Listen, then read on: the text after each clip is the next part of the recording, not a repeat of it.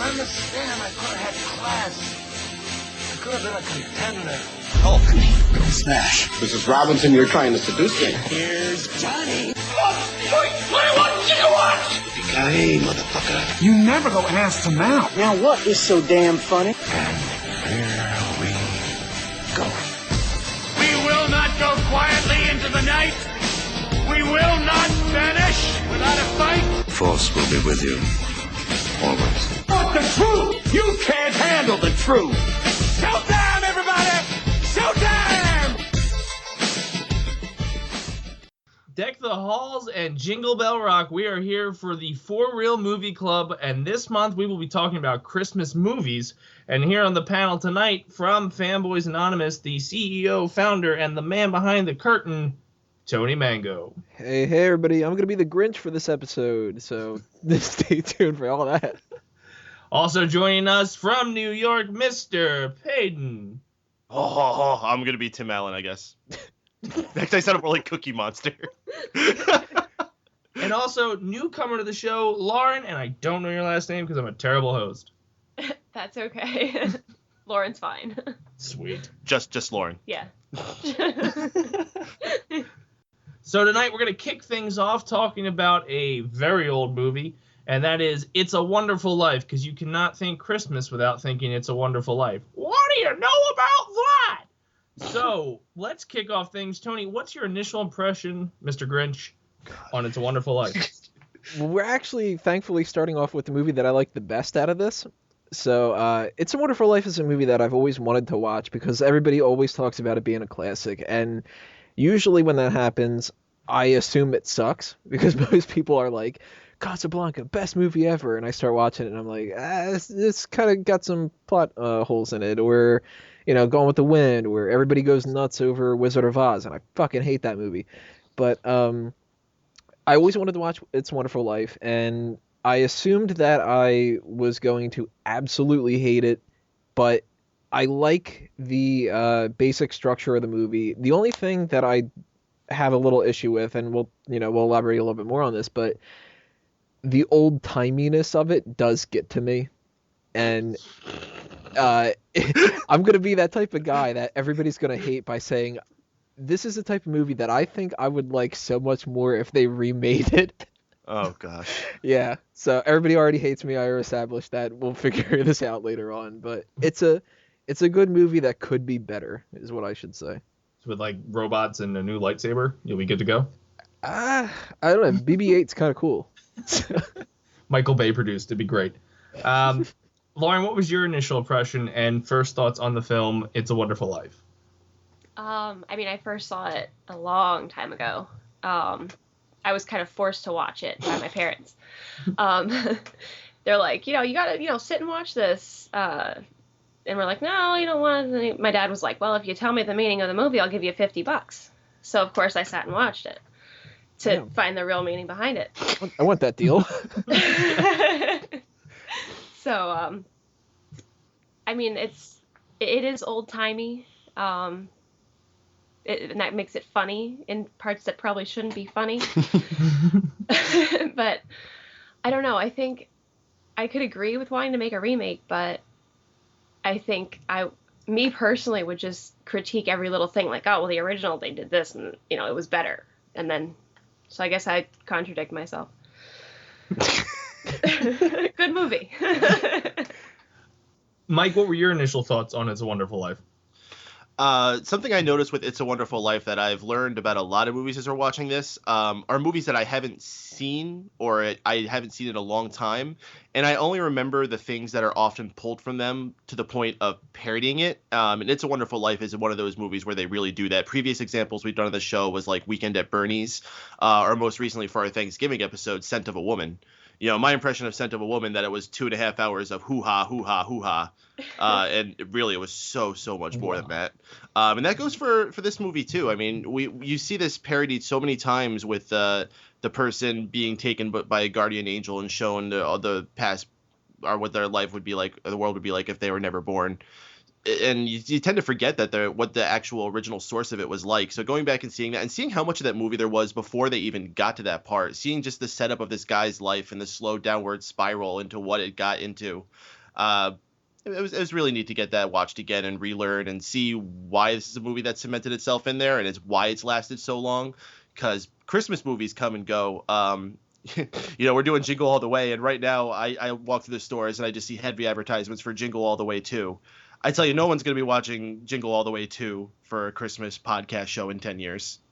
No, It's a Wonderful Life, though. What is it? What are we on, 60 years here? 70? I think more than that. Yeah. Just give a little facts on the movie, which is a great segue. The release date was December 20th, 1946, so like right after World War II. Listen, Director... it was directed by and produced by Frank Capra, with screenplay Francis Goodrich, Albert Hackett, Joe Swerling, and Frank Capra. It's based on The Greatest Gift by Philip Van Doren Stern, with way too many names. And it stars James Stewart, Donna Reed, Lionel Barrymore, and Henry Travers. So when we get to casting, that's one thing we talk about with all our films here. We'll go back right to you, Mike. What did you think on the casting for It's a Wonderful Life? Well, I'm bad at knowing modern celebrities, who they are, as I've said previously, but you go back to this time period, and I barely know who any of these people are. I mean, Jimmy Stewart's a name I've become familiar with just because of who he is, but anyone else on this, I don't know who the heck they are. I think they were all fine, though. There was no one that stuck out to me like, oh, this person's putting in a horrible performance. I would say the standouts would, of course, be Jimmy Stewart and his, what are you talking about? Sure. Gosh darn. See? Hot tags. Mr. Potter was fantastically played as well as this crotchety old man in his wheelchair. We never saw any resolution with Mr. Potter, by the way, which is one thing that kind of bugs me about this movie. And the and the stereotypical sassy maid. Yes. Dude, I literally have sassy maid in my notes. That's so funny. Oh, she was fantastic. What was the one line? It's like, Jimmy Stewart's like, oh, well, why don't you just pull up a set so you could hear clearer? Well, if I thought there was something worth hearing, maybe I would. I imagine if they did a modern remake, they could really do something great with that character. Well, speaking of modern remakes, so, I mean, that's been mentioned a couple times. Do you feel that there are any actors today that could deliver the performance just to make it as iconic or not better? No, and this was something I wanted to bring up at some point. I don't know if now is the best time, but the qualifications of what is good acting and what makes a good film are so different now. I don't think you could find someone who would fit that role, unless they're just hiding somewhere on a stage somewhere. But I don't think we have any actors who are that genuine and earnest that they could do that. No. Everyone these days is so focused on being like either hot or stupid funny. Yeah, I don't think anyone just focuses on being like a genuine actor like that anymore. Tom Hanks. Ooh, but he's kind of old now. If it was 15 years ago, Tom Hanks, would be a good option. Very interesting. I can see the CGI's face. They did it for the dude. Tony, what were your thoughts on the casting and potential, if they remade it, who could step into these shoes? Well, as far as the sassy maid goes, which that's so funny that you said sassy maid too. That's literally the only note that I have written down for her because I figured I could go off of that. Octavia Spencer would definitely fit that role for me. Anybody who has seen her in Red Band Society, which is a show that's probably going to get canceled, which is a shame because it's awesome. She could play this part fantastically. And there's another line in the movie too that I really liked with her, and I can't remember it off the top of my head. But it was something like the mom says something about like us getting old, and she's just like, hey, speak for yourself or something. Like, she's gonna like crazy white people. Like, it's so fantastic. I don't know about the Jimmy Stewart thing. Jimmy Stewart's one of those guys that I think people attribute a certain caliber of quality to him that I don't really think is 100% justified. Not to say that he's a terrible actor or anything, because he clearly isn't. But I think that if you pulled Jimmy Stewart from back then and you put him out there now, he wouldn't last. And no, standards have changed. Again, that's not what people want to see these days. Yeah, but even if that wasn't exactly what we want to see now, I think that a lot of things were easier back then. And when you had less competition, a lot of things were made that much better. Now, I don't know if there is another person that could have played the part from nowadays. Yeah, off the top of my head, I really can't think of anybody other than the Tom Hanks thing. But um, as far as like sticking in the time period that it was in, I don't really know if anybody really could have been better. I don't know a whole lot of older actors and actresses. Donna Reed was great in this. I usually kind of am a sourpuss when it comes to, well, I don't see what's so great about her when people are talking about the beautiful women of the back in the day, and I'm like, yeah, she's not bad, but like Marilyn Monroe's overrated to me. Donna Reed here, I could see myself being into her if I were watching this back then, and so credit to Look at the gam. She's showing all the way up to her knees. Real racy. I don't think I would rub my cheek on her constantly like Jimmy Stewart does in this, which was very creepy. It was just kind of like, what was her fucking character's name? I don't know. I was just gonna call her Donna, but like Mary, sure. He's just like, Mary, like I'll kiss you, but I really just want to rub my cheek. I want to act like a dog or something. Potter, like Peyton said, Potter was great, and I actually like that he doesn't really get his comeuppance because the bad guys sometimes sort of win, and it's nice to see a movie back then when they had like more rules and regulations of like what they could and couldn't do, like the comic book code back in the day where you couldn't show anybody who's a villain not get their comeuppance, and the same thing could apply to a lot of movies. You know what? That doesn't happen in real life, and even though this clearly is not real life, it's Wonderful Life. It's a situation where he doesn't need to get like dragged away and taken to the jail cell because of this kind of stuff. But he probably would have done a good job in that scene anyway, because he was a real asshole. So actually, cops dragging him with like his dead legs. Yeah. They break the old-fashioned wheelchair and they're just dragging it.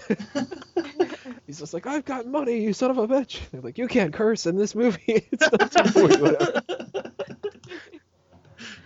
Lauren, what were your thoughts on the casting and a potential cast for a remake? I love Jimmy Stewart. His movies are like on my definitely favorites. But as far as, I mean, everybody else, like, Mr. Potter definitely was perfect. Mary, I think she's pretty, but she's not overly gorgeous, which is kind of more believable and realistic for Jimmy Stewart. Take that, Jimmy Stewart. And that's coming from a girl. Just us being jerks. No offense, but I mean, he's good looking in his own way, but I mean, he's got kind of a big nose. Yeah. It's a big cheek. He's like that like tall, lanky. I don't think like anybody that could really play him now. Carrot Top. Actually, Carrot Top got ripped, so even he couldn't do it anymore. I mean, like I'm trying to think of like modern day actors, and like the only ones that come to mind are like. You know who would have been good? Full House era Bob Saget. I could see that. I could see that. Like before everyone realized that he's actually like kind of nutso and dirty. Yeah. Before like the Aristocrats, right? Yeah. like the Full House / America's Funniest Home Videos era Bob Saget. The one that would rub his cheek instead of rubbing something else. So another thing that really stems out of this movie is just the idea of what life would be without me in the future. And many films have touched base on this several times on this theme. One of the films is in 1990 it was Mr. Destiny, and in 2000 The Family Man with Nick Cage followed this movie with the whole storyline of what would happen if I wasn't where I was today and what impact it would have. There was actually I guess a remake in 1977 according to Wikipedia, because that's where I get all my information. Where they flipped the roles and had Mary Bailey be the one who was chasing a world without her. And Cloris Leachman was in it as the angel Clara Oddbody. And Leachman had received her second Emmy nomination for this role. So this general theme of the what's life without me scenario, it's so impactful. Do you we'll start with you, Tony. Do you think this is like why this movie resonates so well with people, or just because it's like, oh, it's a classic, so you have to watch it. A little of column A and a little of column B. I think a lot of people like classics because they've been told that they're a classic and that they should. And to the movie's credit, I think that the storyline itself does warrant a huge following because that's something that a lot of people feel. And I wouldn't go so far as to say everybody because some people are so stuck up that they can never even imagine a world without them. And some people are unfortunately already beaten down to the point where they take their own life for real. But I'm somebody who thinks about this kind of question quite a bit, I hate to admit. And watching any kind of movie that deals with that kind of a subject, it makes you think twice about certain things and it starts to kind of bring back memories from your past that you kind of go, well, you know, if I wasn't around, would this have been better? Would this have been worse? And the fact that they give you a good message here of, you know, you shouldn't just beat yourself up about everything. And yeah, life might not be as great as it seems like it could be at certain times, but there's a lot of other things that you should appreciate. And one of those things is yourself. That's something that isn't said a whole lot. It's tough to find a situation where you can kind of pat yourself on the back and not feel conceited. So that's actually the thing that I really liked about this movie was its message. Peyton, what was your thoughts on the message and like why it's considered such a classic?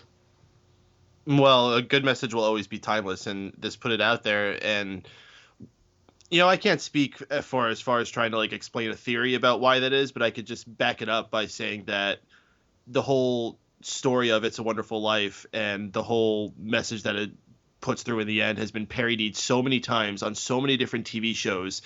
It's perhaps probably the most common thing you've seen throughout like sitcoms, except for maybe like Everybody Stuck in an Elevator. But besides that, I think every single show has had a point where they have a character that goes through the same situation that George Bailey did. Those damn elevators. Bastards. Lauren, what were your thoughts on the theme and what made it a classic? I mean, like kind of like what everybody's been saying. Like everyone always thinks about what things would be like now, or what things could have maybe gone different if you weren't around. And I mean, like even Rugrats did this, where they had Chucky. It's like, oh, you know, what would it be like if I was never born? Of course, it was Chucky. Because he's all of woe is me, and then he realizes, wow, all the grown-ups now worship Angelica, so I gotta stay, I gotta stick around. That's such a great way for Rugrats to do it. So, I mean, the message is timeless. I think that's why it's such a classic and a favorite.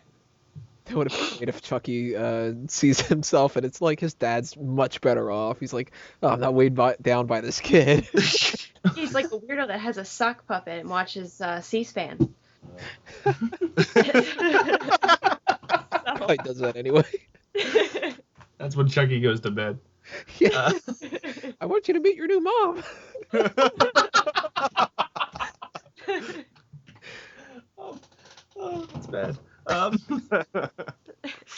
One thing I'd like to talk about before we wrap up and give our final thoughts on this movie is it's such a powerful message. It's such an iconic film, and you can't think Christmas without thinking this, especially that last line where the little girl goes, every time a bell rings, an angel gets her wings. Speaking of that girl, there's a story going around where there's an unauthorized sequel being aimed for a 2015 release, which is currently in development. And it'll be called It's a Wonderful Life, the rest of the story. Really? They Whatever didn't go for It's a More Wonderful Life or something like that? They're going to be following the daughter Zuzu, played once again by Carolyn Grimes. What? As she teaches Bailey's, get this, evil grandson how different the world would have been if he had never been born. And it's positive. Yeah. I have to know, what are your thoughts? We'll start with you, Mike. Should they do a sequel? Should somebody stop this before it happens?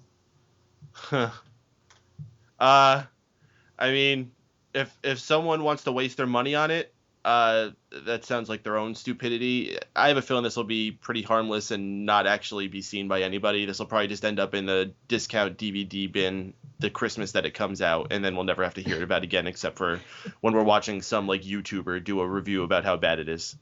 It'll be me. I'll be that YouTuber. Exactly. Lauren, what are your thoughts on a potential sequel if they somehow obtain the rights to do this? No, it's like you can't, like, don't beat a dead horse kind of thing, or no, not don't beat a dead horse, but don't. What if the horse was never born?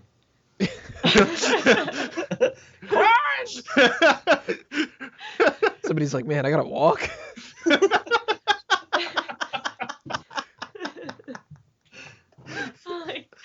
Like too much of a good thing is, you got a good thing, don't just quit while you're ahead.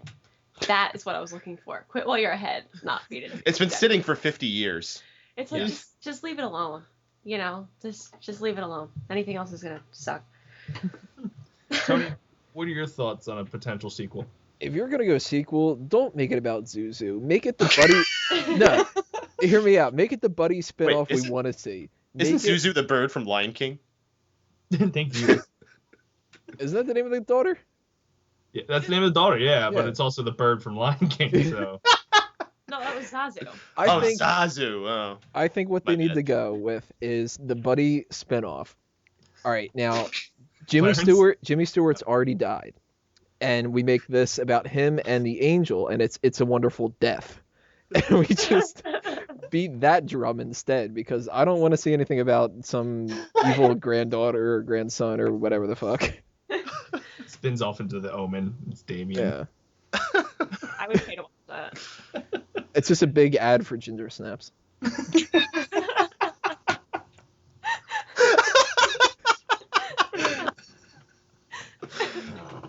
Oh man, we'll start with you, Tony. What are your final thoughts and a rating 1 to 10 on It's a Wonderful Life? All right. Well, as I said, the old timiness kind of gets to me a little bit. Some of the dialogue, really, at times, I kind of just paused and laughed. You know, the whole hot dog, and easily one of the biggest times in the movie where I was just like floored with how old it was. Oh yes, it's the big Charleston contest. Like, well, shit, I've been waiting for this. Thank God. And the super happy choreography with this one dude. I rewound it a bunch of times because he was super happy. The guy's like sidestepping as he's like twirling his hands. He gets into the shot and he's just kind of like, oh my God, it's the big fucking Charleston contest. You have no idea how happy I am. There's some lines in it, though, that kind of make up for it a little bit. And they're still a little bit cheesy, but the whole I'll give you the moon thing, I'm like, okay, you know, I'll buy into that. And I'll love at least one scene of this movie just because of how that kind of makes it funny. And that's the whole, well, your money's in Joe's house, and it's right next door to yours, and it's in the Kennedy's house. And oh my God, I love the Simpsons parody of that, so by default I had to love that. But when it comes to favorites and least favorite parts and stuff, my least favorite part had to be the angel himself. And he was just a character that I didn't really like. He seemed kind of obnoxious and annoying. And if that was supposed to be cutesy, well, fuck off, Angel. Like, I don't want to be around you anymore. Can you just, like, show me, get a different angel to help do this? That's why you don't have your wings. By the way, if anybody's curious about the bells and the angels getting their wings, listen to the Raw post show, however many times the however bell goes off. Oh, we've helped a lot of angels. Yeah. My favorite scene, it's an odd choice. I'm sure everybody would be like, why did you go with this? But the very, very beginning, how they had the celestial bodies, or whatever you would want to call them, the stars, talking like they apparently parodied in Futurama. I thought that was a really nice touch, and I've always liked that in Futurama, but... Really nice touch? You mean how they just glowed a little bit? No, I liked how Cutting edge special effects. I liked how they did that instead of showing some kind of an Abrahamic god creature or something like that. It was a way to sort of like dial it down a little bit and make it accessible to a lot of different people that might not like the movie for the religious overtones to it. Because I'm not a really religious person, so if they would have really beaten that into my head, I would have been like, oh, I get it, God's amazing, whatever. But having, this kind of like otherworldliness to that was like more of a Christmas spirit kind of a thing, as opposed to all about God and Jesus and these kind of beliefs and stuff. So I think it's more accessible that way. Rating out of 10? Originally, I had written down a 6. I got to bump it up to a 7.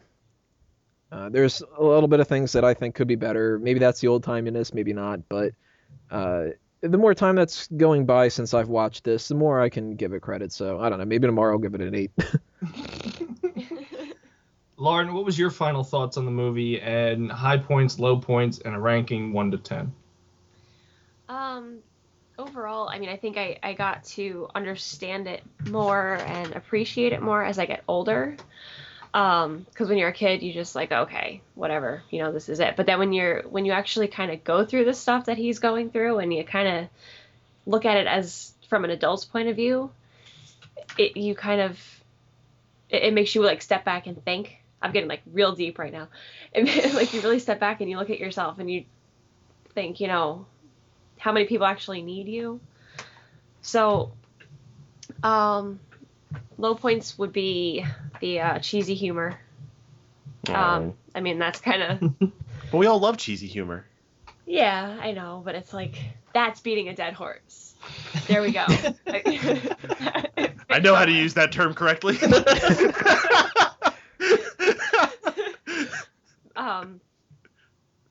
But I don't know, not as far as like, besides like the cheesy humor and the, stereotypical stuff, I mean, it, not really any other significant low points. I would probably give it like a 7.5.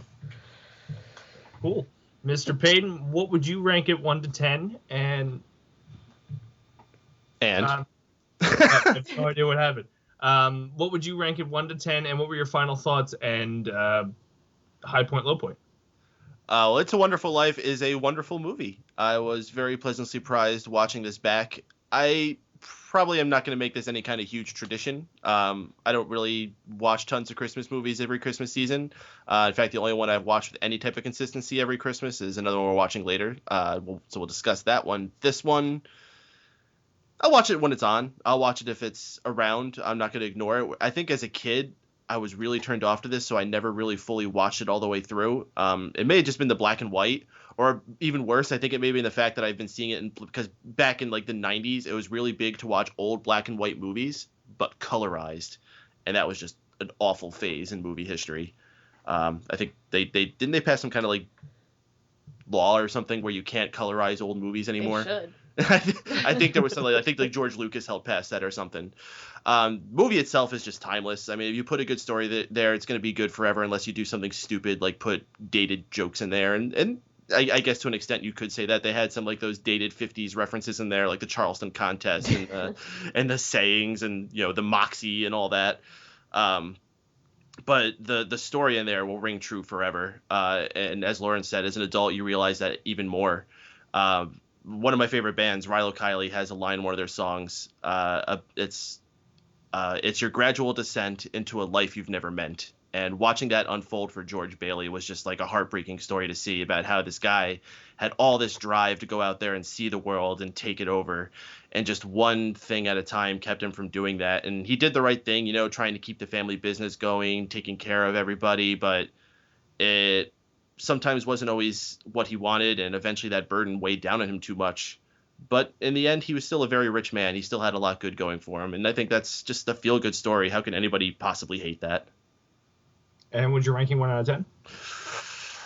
I'll go with a 7.5.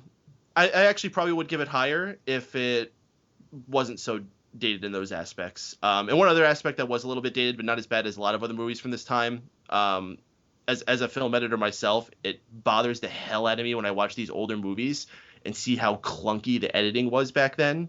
Like, they'll start fading into the next scene before, like, they're done saying the final line of the scene before. And it just drives me nuts how bad the timing is on that. So there was a few instances of that in this movie, but not as horrendous as some other older movies. So I can't be too mad about it. Or some current movies. Yeah, okay, that's fair.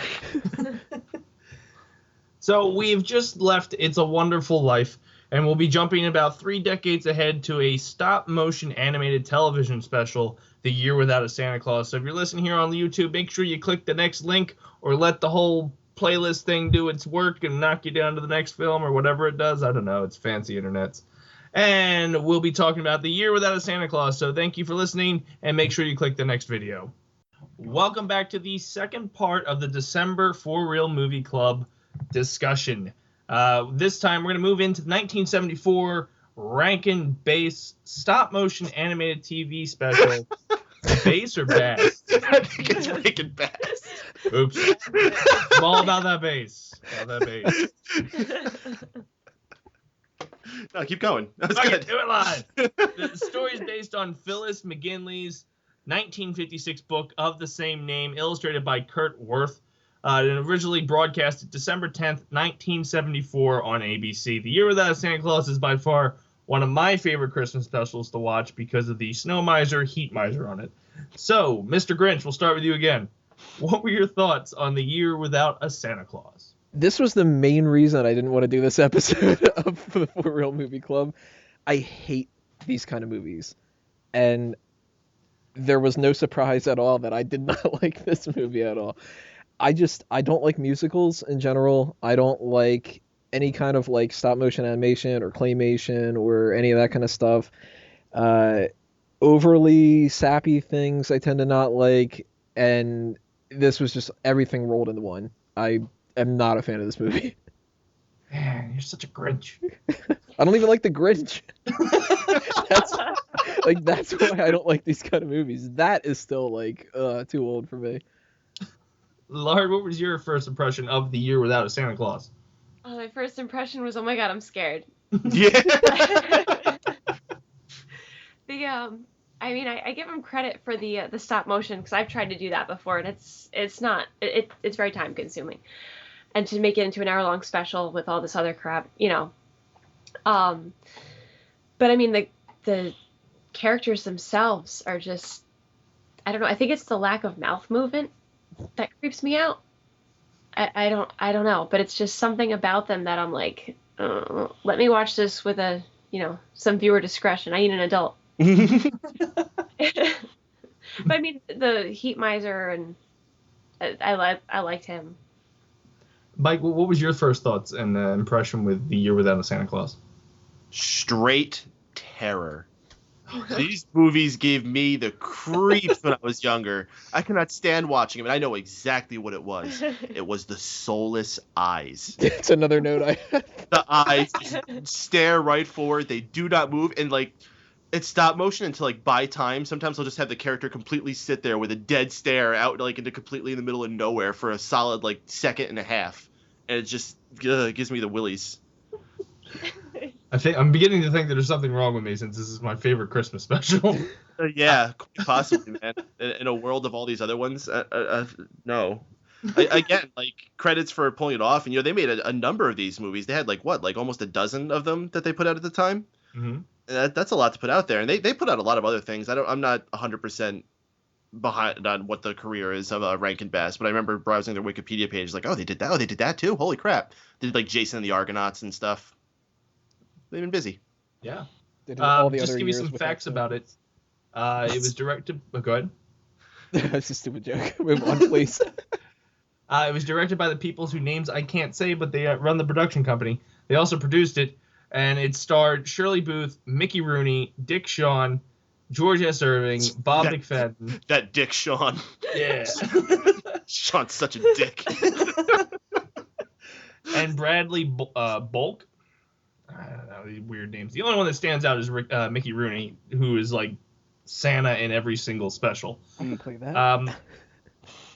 Not going to really go too much into casting for this particularly because it's all voiceover work, but there was a live action version of this produced years later where I think John Goodman played Santa. What?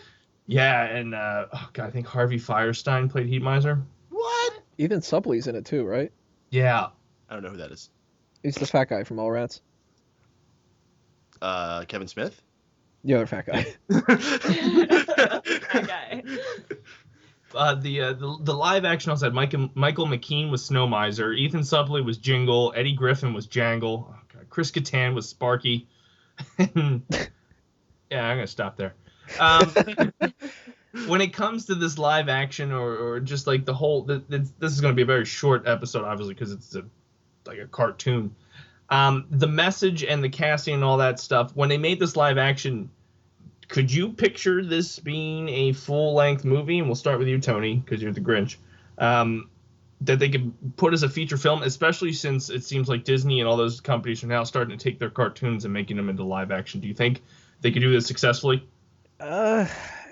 Maybe they would need to bulk it out a lot, because even this is like, there's a lot of extra crap that is completely pointless. It's sort of like you could accomplish the entire story if you had Mrs. Claus call up the little kid and be like, yo, you still believe in Santa? And he'd be like, meh, I don't know. Then she'd be like, well, look at that, Santa. He's not even sure. So he doesn't completely not believe in you, right? Then he'd be like, yeah, sure, all right, I'll just go out and give some toys. Like, the whole subplot of losing, what was it, Vixen, and that cop just doing his job. There's people dressed like that on a Sunday. They should be ashamed of themselves. All that kind of stuff was just like extra. And if you take out like the music, then what, you've got like maybe 6 minutes worth of material or something. And yeah, the actual runtime's 48 minutes. Yeah, the majority of that's got to be the music. So unless they really, really had a lot more of a story to go with, I don't think that this could be much more than what they already did. So I'm sure eventually they'll do it, because they do everything again. I mean, they attempted it in 2006. I just tried to ignore it. Well, maybe we'll get like the dark version, like Maleficent, and we'll have like Santa Claus is like an alcoholic and shit. We had that. It's Bad Santa. Much better Christmas movie. Yeah.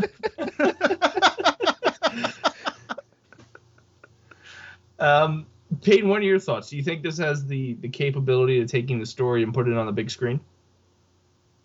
I mean, this wasn't even put on the big screen originally, right? This was just a television special. Yeah, 48-minute television special.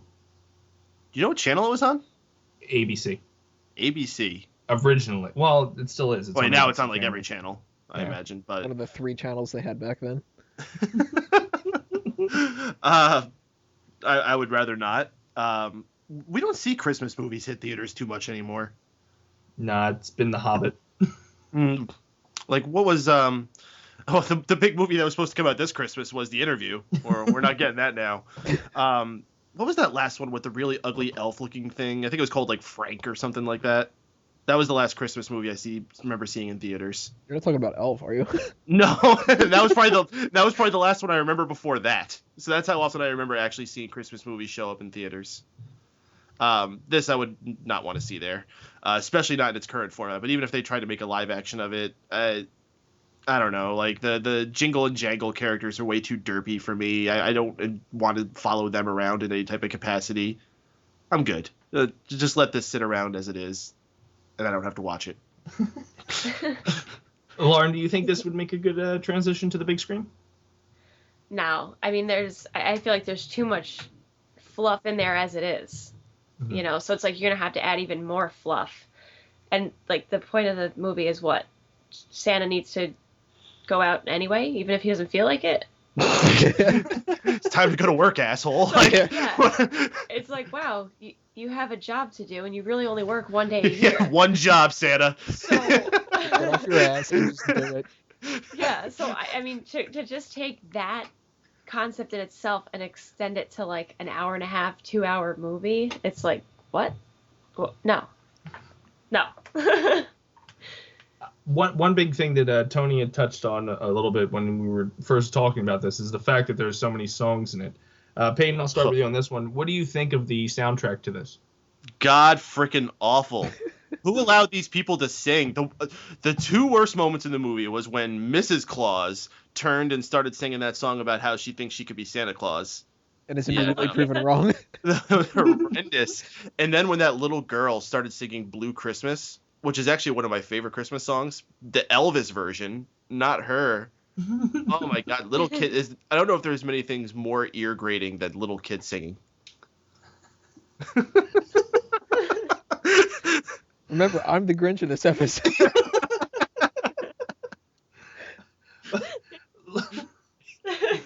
Tony, what are your thoughts on the soundtrack? I hate it. I'm gonna spoil something for later. This is my least favorite part of the movie. Every time another song started, I watched this laying down in bed, and there came to a point where I think it was the little girl's song. It might have been, no, it was the one with the dad singing, all the characters with the buck teeth. That was the point where I turned over in my bed, and I'm like, well, if I have to listen to this, I'm not gonna watch it too. I'm just, oh man, I really couldn't stand a lot of the songs really in any kind of capacity. I did think it was funny though, like I had said earlier, that it was anybody can be Santa Claus. Like, what about me? And then people are like, oh, what's up, Mrs. Claus? Because we can totally tell that you're not your husband. And she's like, oh well, fuck this then. And I couldn't stand when what was his name? Captain Cold and Heatwave. Snow Miser. Heat Miser? Yeah, those guys.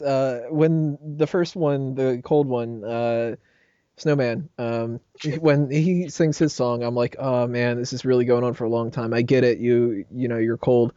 And then when you transition from the Snowball to the Hothead, whatever, he is just kind of like, let me sing the same exact song, but just switch the temperature around. And I'm like, oh god, I get it. They're like fucking hot and cold. Or something. Like, it literally was the exact same thing. Yeah. So man, damn it, Days. Yeah, I thought you would like those guys because of all their puns. Well, that's my favorite part of the movie was Snow Miser about giving him a cold. I'm like, all right, thumbs up for that. Lauren, what was your opinion on the soundtrack? The little girl singing Blue Christmas made my ears bleed a little, and the with the bucktooth dad, that was just very bizarre. That was a weird song, and the other songs are kind of like meh, but the Heat Miser, Snow Miser songs, I mean, I get them stuck in my head. Right now they're kind of stuck in my head. Thank you all. But yeah, I mean, at least change the song up a little bit, or some kind of different choreography. Something. And we'll just stick with you. What was your final thoughts and a rating 1 to 10 on A Year Without a Santa Claus? If it's on and there's no other Christmas specials on and I'm really in the mood to watch something Christmassy, I might leave it on, but I'm not gonna like go crazy looking to find it, and probably wouldn't recommend it to my friends. They probably wouldn't be your friends for much longer. Yeah, no. They'd be like, oh, you hate us. I'd give it like a 3. Maybe a 4. Mike, what are your final thoughts on a rating 1 to 10? Awful. Just awful. I actually kind of like stop motion and I like claymation, but these were very low budget. I guess they just hadn't got the technology down just yet, or maybe they were just trying to go for something sillier looking, and it just ended up being too goofy that it actually crossed the line into demonic and satanic almost. This movie was really uncomfortable to watch, and any of them in that era, I would say, I just cannot sit through. I applaud them for the effort as far as the stop motion, so I'll give them a 3. That's a fair score. And Sony, final thoughts and a rank 1 to 10. Apparently, we should have done this for the horror edition. Credit to Woody Harrelson and John C. Reilly for going back in time and being the inspirations for the two elf characters, because they totally look just like those two actors. I already said my favorite part was the Snow Miser pun, because I love puns, and my least favorite part was everything else in the movie. Yeah, these are not my types of movies. I wouldn't even go so far as to give it a 3. I'd give it a 2 out of 10. And the only reason I'm not giving it like a 0 is because I could see why certain people like this, but I think by certain people, do you mean me? To an extent. I know that a lot of people like a lot of like really over the top kind of like sentimental stuff, where a lot of people, I mean, I'm the type of guy that if you say look at this, somebody spent 10 hours whittling it, and I'd be like, well, that's a waste of 10 hours because you probably get it at a factory. They pump out 100 of them in 20 minutes. Like, I'm not I'm not a sentimental type of guy when it comes to like culture-y kind of things, or this has so much extra value because it's old or any of that kind of stuff. So Santa Claus, to me, the rosy cheeks and everything are like, they don't do it for me. So 2 out of 10 for the people that like it. For me, I'm never watching this again. And if I ever go over to your house, Stacy, and you're playing this, I'm fucking leaving. Well, now that they have just trampled over my childhood dreams and all that stuff, let's move on to the next film here in the For Real Movie Club. We're going to be doing the Santa Claus, starring Tim Allen in 1994. So if you're here on the YouTube, or you probably skipped this video at this point, click the link to go to the next one. Stay, let the playlist do its thing, and we'll be right back with the Santa Claus. We're ready for our third part here in the December movie films, and what we're going to be talking about is The Santa Claus, which is a 1994 American fantasy family comedy film directed by John Pasquin.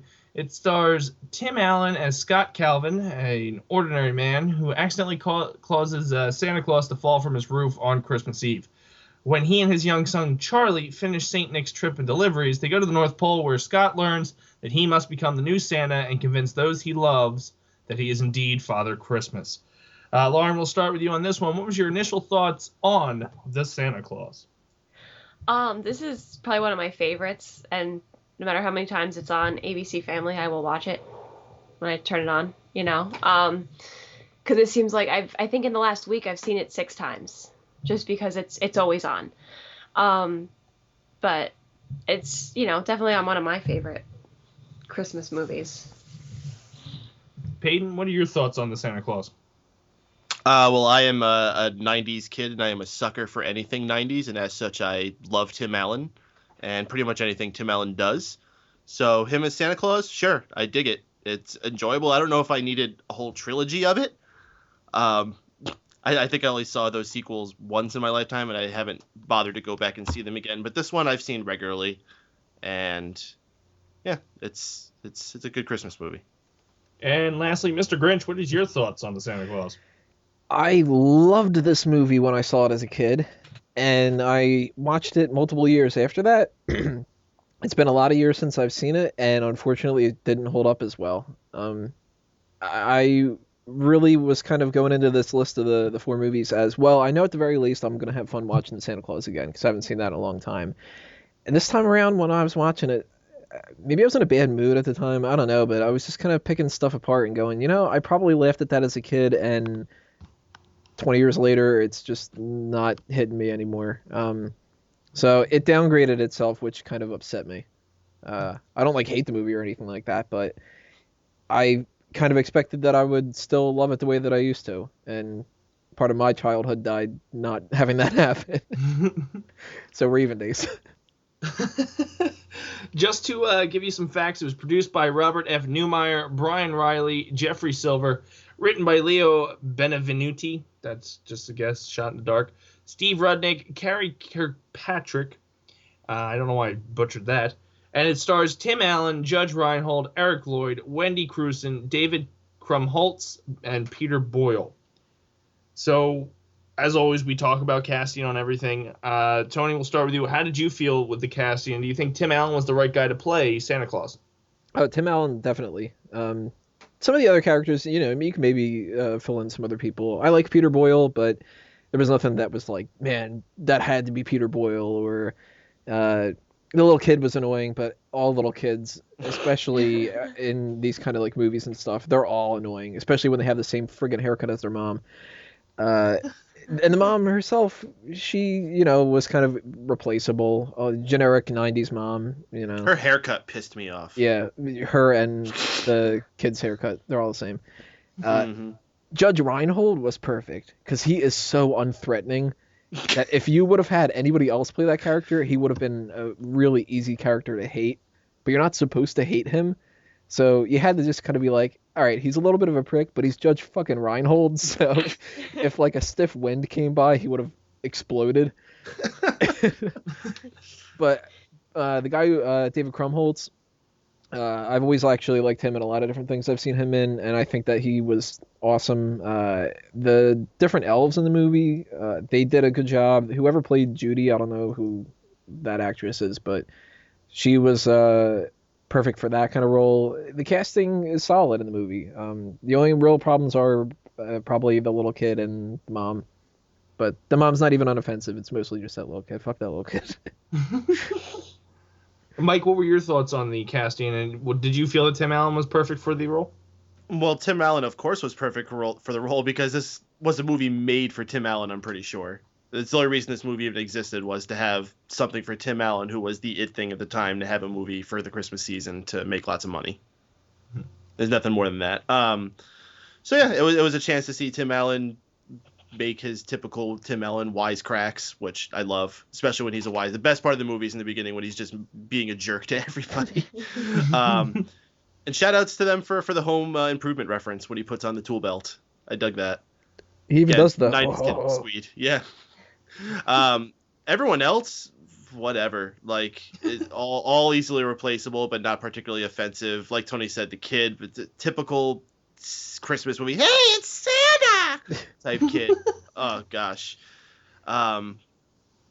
There's nothing more to really say about it. There was no standouts. There was no one that I was like, oh, that was okay. Yeah, no, you're right. Tony's right. Judge Reinhold was fantastic when he tried to really stand up and act tough, but he's wearing the world's goofiest sweater. Here's my card. I want a weenie whistle. And when he finally gets it, he does like the.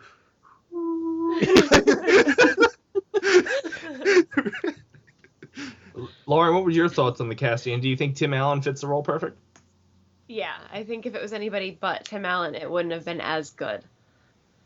I mean, everybody else, except Judge Reinhold is kind of. I mean, the one head elf, Bernard. He was emo. Yeah, he had that like perfect like emo elf thing going on, and but yeah, the mom, the kid, just like the generic 90s cookie cutter family, or mom and kid. So yeah, meh.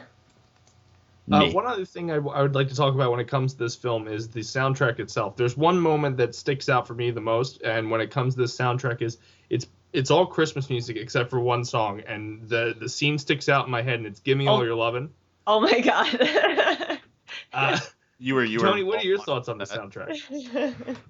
I don't remember pretty much anything from the soundtrack, so it must not have come into my my brain when I was watching it. Maybe it was just like it fit, and I didn't think twice about it. Like, I don't know. What was the scene that you're talking about? It's they're all gearing up the elves, the ELF. It's a and montage. They're getting to go get Santa. Yeah. Gotta have a montage. I think it would have been weird if like Enter Sandman would have popped up, but I don't know about any of the stuff in this movie. It must not have sparked something in my brain that made me think that it was odd. So I guess it works. Hey, thumbs up. I'll try to be positive. Mike, what were your thoughts on the soundtrack? I really have nothing to say, but Lauren's been over here giggling ever since you mentioned that, because when we were watching it, she got so offended and she just would not let it go until the scene ended when that song was playing. Because there's so many songs that could fit there. Like maybe, Here Comes Santa Claus. Because that's the montage of him doing the whole Christmas thing, and I'm bringing everybody presents, and give me all your love and all your hugs and kisses Did you hear? too. Jingle, jingle. All your hugs and kisses too. It's just.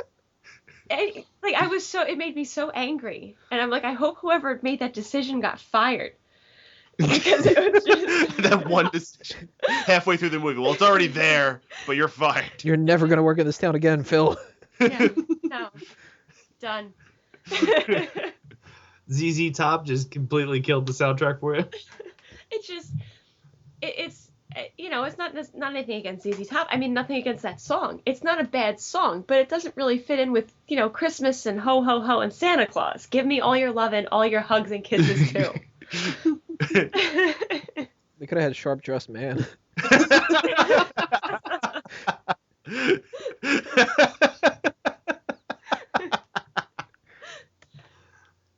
So what we'll do is real quick, we'll go through. Tony, we'll start with you.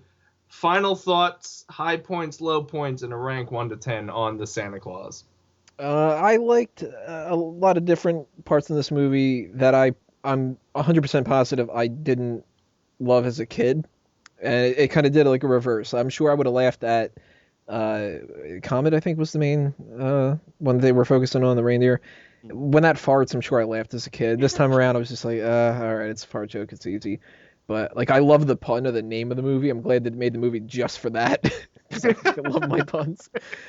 As a James Bond fan, I had forgotten that Judy throws out that little reference of 12,000 or 1,200-year-old recipe, shaken not stirred, and I like the part where she says thanks, but I'm seeing someone in rapping, like that, little jokes like that, for the adults.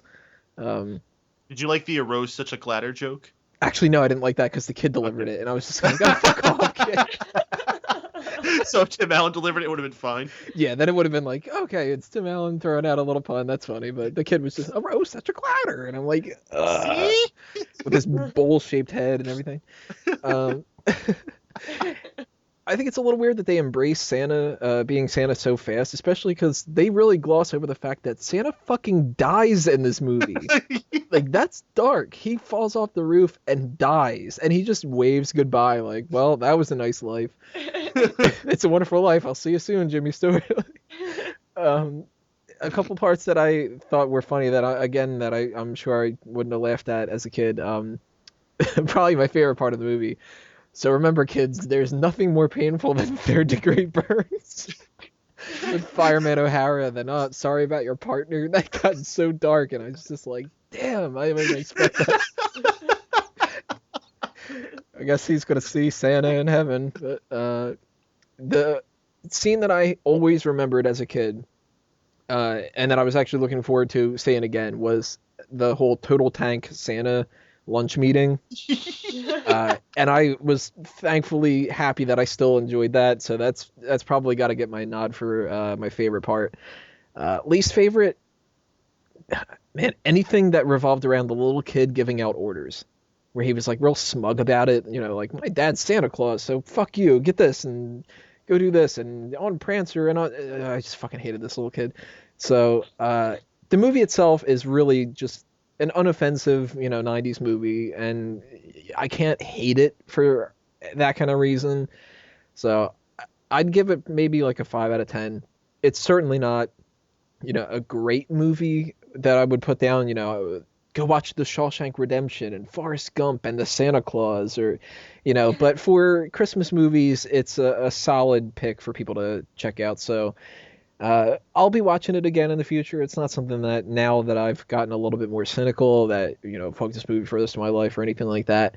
And you know what? Maybe I was in a bad mood watching this or something, especially... Did you watch it before or after The Year Without a Santa Claus? Beforehand, because I watched The Year Without a Santa Claus about 12 hours ago, because I was really putting off watching it. But, I watched it after Jingle All the Way, and we'll get to that. But yeah, it's like a 5 out of 10. It's a movie that if anybody likes it, I would never pick apart why they wouldn't like it. But it's not as good as when I was a kid, so maybe I just lost a little bit of that Christmas spirit. Lauren, what was your thoughts? Final thoughts, high point, low point, and a rank 1 to 10. I mean, it's, for me, I really like it because it has that nostalgia. I remember seeing it in the theater. It was a big deal when it came out. I like it for that. And, I mean, the only thing I could say that I really disliked was Give Me All Your Lovin'. Everything else I can't really say, I can't say it was fantastic. The whole concept of, Santa's disposable and everything's just, everyone's fine with that because he gets back to the North Pole and all the elves are like, oh, this is fine. This is fine. There's a new Santa. Santa's dead. That's cool. That's cool. It happens all the time. Standard protocol. Yeah. You the new guy? All right. Did you read the card? Yeah, you read the card. Like this happens every few years. They got him on how many years? It's been 3 years without a Santa Claus accident. That should have been the name of a movie. 3 years without a Santa Claus accident. It's just a graveyard filled with old Santa Clauses and a bunch of weeping Mrs. Claus. Yeah. I mean, I'd probably give it a 7, mainly for the nostalgia, but not terrible, not not fantastic, but I watch it quite a few times a year. So, Mike, what was your final thoughts? High point, low point, and a rank 1 to 10. It's a pretty damn good movie. I think that something people have as far as their standards with Christmas stuff, they allow them to be a little bit lower. Christmas movies don't need to be as well made. Christmas music doesn't need to be as great. And people can just appreciate it for being part of the season. And this is towards the top of the food chain when it comes to Christmas movies. I mean, there's some of them out there that are just so horrendous. We didn't really pick any horrendously bad ones tonight, but that Jingle All the Way too, that's going to really piss me off whenever I eventually get around to seeing that. Maybe it's just the nostalgia goggles that still make me think it's a good watch. Maybe if someone watched it now for the first time, they wouldn't enjoy it as much. But for me, I enjoyed seeing Tim Allen be Tim Allen. And it was fine to watch at this time of the year. I'm not going to watch it during the summer, on a random whim because I want to see Tim Allen. If I want to do that, I'll watch that one where he has the kid and he takes him to be like an Indian. What was that one? Jungle? Jungle to Jungle. Yeah. That was an awesome one. Or I'll just watch Toy Story. Anyway, I give this one like 6.5. I like how you didn't mention you'd watch his show. Well, no, I have a box set of Home Improvement, and it's actually like shaped like a toolbox. No, I'm not talking about Home Improvement. I'm talking about the show that he has on TV now. Oh, he has a show on TV now? Yeah. Yeah. I forget the name of it. But it's like he's like a woodsy ranger. Really? Yeah. It's Last Man Standing? Last Man Standing. I have to look this up. Yeah. It's on Terrible. Netflix. You don't need to look it up. All right, now let's watch Home Improvement then. Yeah. So that does it for the Santa Claus. Stick around. We're going to jump into the next part, the final part of the December For Real Movie Club, while we will review Jingle All the Way. Welcome back to the For Real Movie Club. We're doing our fourth and final film, which is Jingle All the Way. It's a 1996 American Christmas family comedy film directed by Brian Levant and starring Arnold Schwarzenegger and Sinbad. It also has Phil Hartman, Rita Wilson, young Anakin Skywalker, Jake Lloyd, James Belushi, the one that everybody wishes died, and Robert Conrad. Not even like that they wish that the other Belushi's alive. They wish that this guy died. Oh, So, man, what could Jim let's- Belushi do? Now that we're off and running, Mike, what was your initial thoughts on Jingle All the Way? This is quite possibly my favorite Christmas movie of all time. If there's one Christmas movie that I've watched every season, it's this one. It actually has been a few since I've last watched it, maybe like 3 or 4. And I've noticed more flaws in it this time than I have before, but I still thought it was absolutely hilarious. I started cracking up as soon as you just said the two main stars, Arnold Schwarzenegger and Sinbad. You put those two names next to each other in a poster, it's just like, I'm in. Let's go. Arnold Schwarzenegger, at this point, he was just full on ridiculous. Like, he had become a full parody of himself. He had given up being the action star. I think this was the same year as Batman and Robin when he did Mr. Freeze. If I'm correct? Yes, no, maybe so. I don't know. And Sinbad, just Sinbad. It's only too bad that we didn't get to see him in one of his trademark jumpsuits. Laura, what was your initial thoughts on Jingle All the Way? I mean, I've seen it quite a few times. It was better when I was younger. Because now I just sit and point out all the flaws, and I'm like, that's not possible. This is, but I mean, it's still funny. I think I found myself laughing more at the flaws than the actual context of the movie. But not bad. Tony, your initial thoughts on Jingle All the Way? I used to love Arnold Schwarzenegger movies. Even the horrible, really over-the-top, stupid bad ones. You know, the Commandos and the Running Mans and all that other kind of stuff. But this was one of the only ones that I've never seen. And people have been telling me for years that I gotta watch it. That it's the best fucking Christmas movie all the time and all that. Fuck you people! I do not like this movie. Oh man, they dragged some things out to an unbearable level, and the things that I didn't like about this were the things that kept on going. The things I do like are these little snippets here and there, and I'm like, shit, if they would have added more of those things, I probably would have loved it. And I don't even think I would have liked this as a kid necessarily, because, man, I'll break it down later. Just to give you some facts about the movie, it was directed by Brian Levant, produced by Chris Columbus, Michael Barnhathan, Mike Smith, Mark Radcliffe, and written by Randy Cornfield and Chris Columbus, who did the rewrite and was uncredited for it. The movie stars Arnold Schwarzenegger, Sinbad, and all the ones that we had listed earlier, especially Phil Hartman, he's perfect for that role, in my opinion.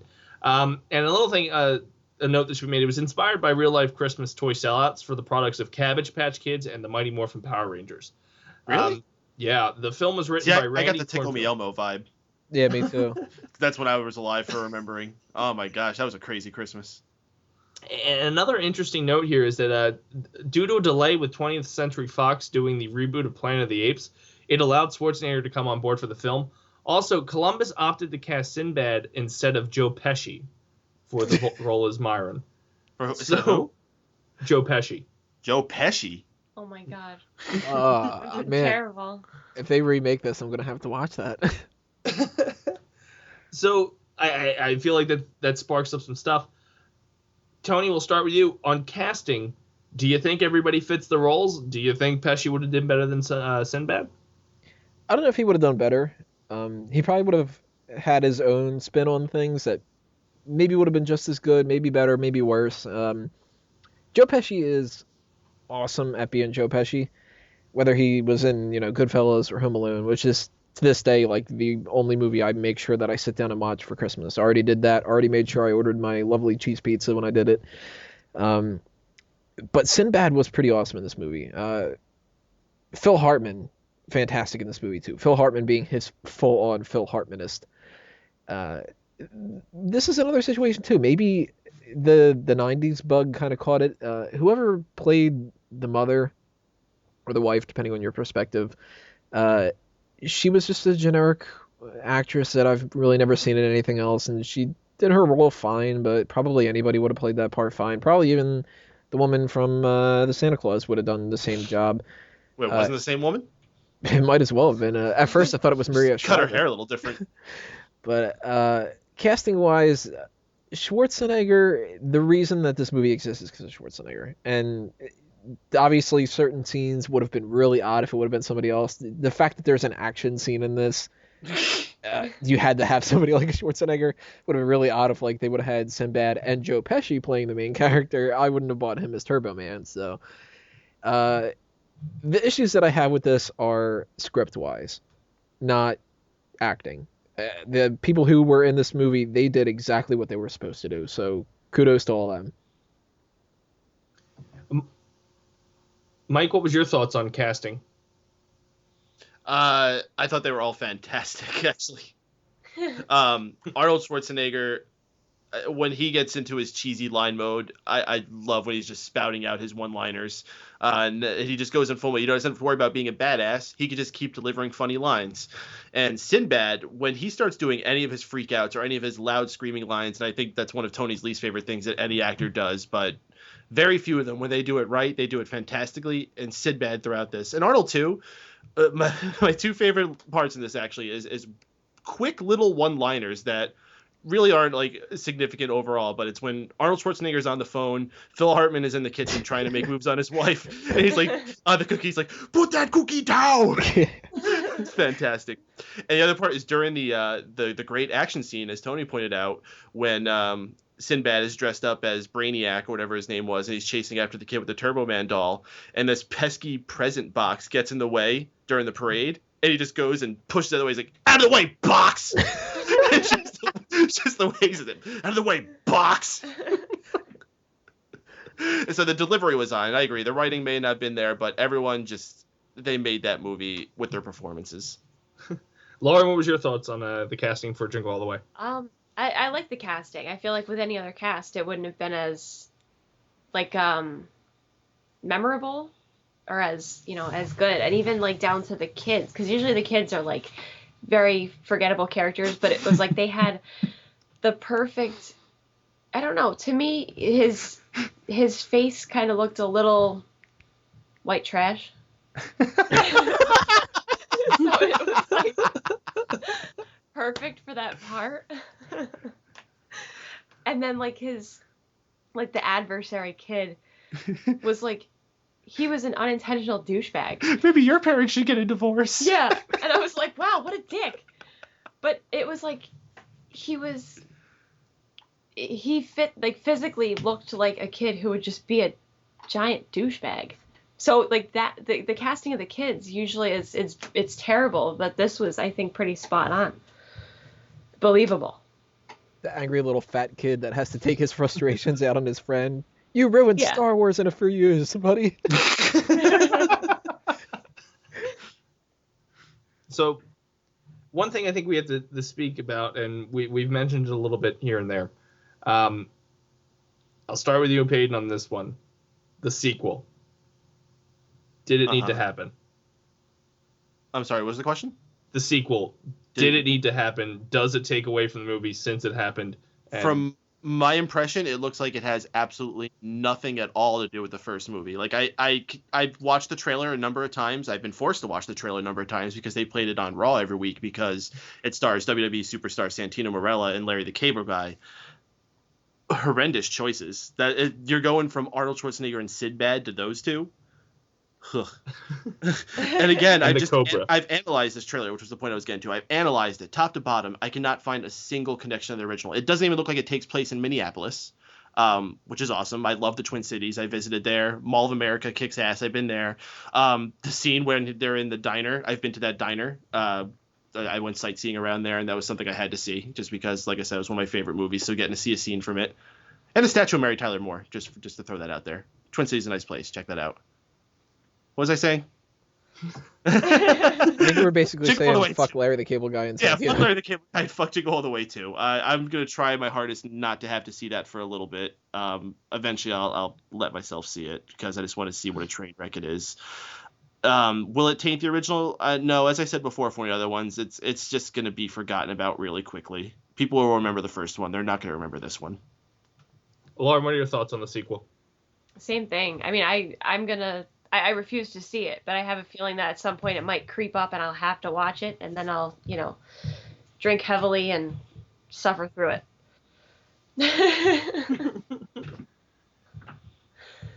Tony, what are your thoughts on the sequel? If you were going to do a sequel, do the sequel we need to see, all right? It's Arnold Schwarzenegger, and he's dead, and Sinbad is the angel, and they're buddying around. Wait a minute, I'm going back to It's a Wonderful Death. Okay. What do you know about that? Imagine Arnold Schwarzenegger doing those fucking lines. What do you know about that? Your money is in Joe's house. It's in the Kennedy's house. I know, I was there. It's time for the Charleston. Arnold Schwarzenegger doing the Charleston thing. Fuck, I want to see this movie. No, they don't need to make a sequel to this. In general, they don't need to make a sequel to any movie that has no connection to the movie. American Psycho 2 was a stupid-ass idea, and this is going to be a stupid-ass idea, too. And if I don't even like this one, I'm certainly not going to like something with Larry the fucking Cable Guy in it, so... yeah. Fuck that. Lauren, we'll start with you. What is your final thoughts and your high point, low point when it and rating 1 to 10 when it comes to Jingle All the Way? Final thoughts. I would, put it on my repeat. Every year, I'll watch it. I'll not watch. I won't watch it 100% focused, but I'll have it on in the background. High point. The low point is the drawn out action scene at the end. It's like it takes him 6 years to rise up out of that platform. And also, I think everyone in the audience recognized Arnold as Turbo Man, except his own wife and child. Everybody watching, because that was my thing. I would know that, I don't know if they're just supposed to be that dense. Well, he's never around. Plus, there's a lot of 7 foot tall Austrian men in that town. The high point is probably Sinbad and his little zingers that he has in there. That's just make you laugh every time. Probably would give it a 5. Yeah, 5. Peyton, what are your final thoughts? High point, low point, and a rank 1 to 10. As I said, a go-to for me every single year. Great performances by everybody. Another one of my favorite parts I didn't mention is they had this running joke of Sinbad would pull out a box and say it's a bomb to get himself out of a situation. And one of the times that he did and he gets away, the police officer who had the worst luck throughout the entire movie goes up to open up the box and it actually is a bomb. And Sinbad, like as he's running away, hears the explosion. Turns out, what? That actually was a bomb? Sick world we're living. So that actually was clever writing. So good on them. I could actually credit the writers for something funny there. Yeah, great movie. I would give it a 7.5. Sweet. And lastly, Mr. Grinch, to wrap out our 4-Reel Movie Club, what were your high points, low points, final thoughts, and rank 1 to 10? Low points are definitely the things they drag out. The jetpack scene's like 8 minutes of him flying around, and I get the point that it's a little bit difficult, but holy fuck, do it in 2 minutes. Don't do it for a half an hour. And that doesn't just apply to the action stuff to me. I mean, slapstick stuff isn't my thing. I do like when the midget goes flying. That's cool. That was that giant guy the Big Show? Yes. Yeah, it is and the Big Show. The little elf guy is the one who is the little elf helper guy in Bad Santa. So he carries that character on, I guess. Huh. But man, they drag out a lot of stuff, and they even drag out the over-the-top gag me with a spoon ending with the whole, why do I need the Turbo Man doll? I've got the real Turbo Man. I just finished the fucking sentence already, you stupid ass kid. Like, I get it. You have your real dad, and he's coming home, and he's going to have his eyes bulge at the very end and zoom in, and the reindeer chase, he burps and stuff. Like, it's not my kind of thing. I do love, though, and the things I got to give credit to for my favorites, Phil Hartman is fucking awesome in this movie. The whole put the cookie down thing and how he's just this creepy dude and putting his arm around the wife and these cookies are great. That is fantastic. If they would have had him and Sinbad alone, I could have just watched 2 hours of them, because Sinbad's introduction with that whole the woman who slept with everyone at the post office except for me. And I went to college for a semester, so I'm in the know, and all that. Those were the best parts of this movie. And man, for that reason alone, I got to give it at least a 4 out of 10 for those two guys. The rest of the movie, I could pass on. You could show me a highlight reel of just Phil Hartman and Sinbad, and I would be like, damn, I got to watch this movie. And then the rest would be a disappointment, I think.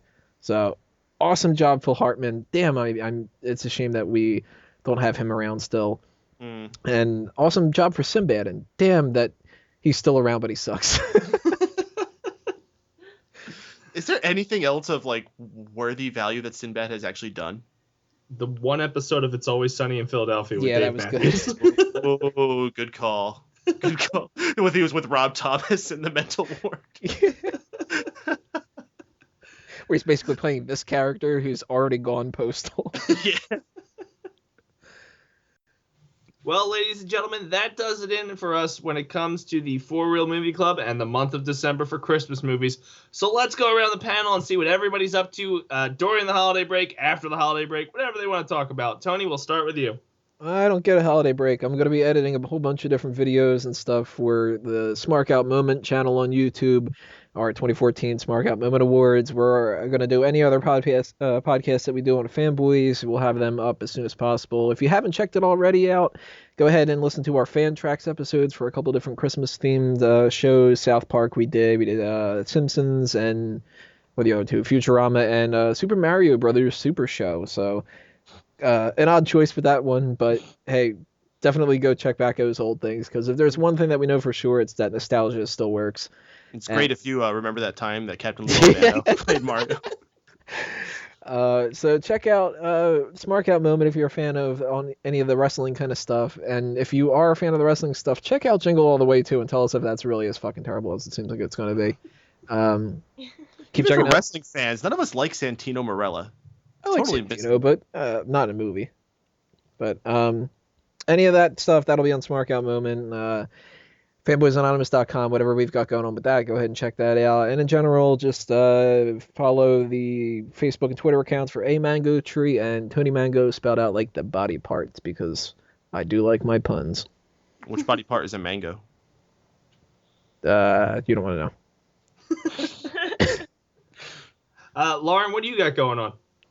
I work retail, so I'm working all before, during, and after the holidays. Woo! Yay! That's about it. And lastly, Mr. Payton, what do you got going on? Yeah, I work retail too. It blows. This weekend has been hell. But it's all almost over. Christmas is this week, and then on to the New Year. We should do some New Year's movies. It's too soon. I just completely spaced out. Yeah, okay, never mind. Just keep tuned to everything we got here. megapowersradio.com. Raw Post Show on Mondays, Daceman Show on Wednesdays, For Real Movie Club occasionally.